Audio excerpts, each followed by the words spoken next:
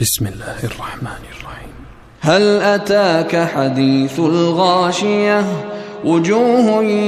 يومئذ خاشعة عاملة ناصبة تصلى نارا حامية تسقى من عين آنية ليس لهم طعام إلا من ضريع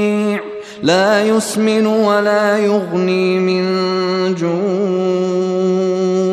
وجوه يومئذ ناعمة لسعيها راضية في جنة عالية لا تسمع فيها لاغية فيها عين جارية فيها سرر مرفوعة وأكواب موضوعة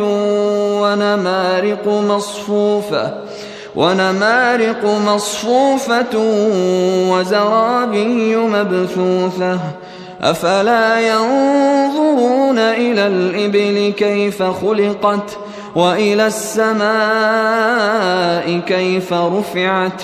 وإلى الجبال كيف نصبت وإلى الأرض كيف سطحت فذكر إنما أنت مذكر لست عليهم بمسيطر إلا من تولى وكفر فيعذبه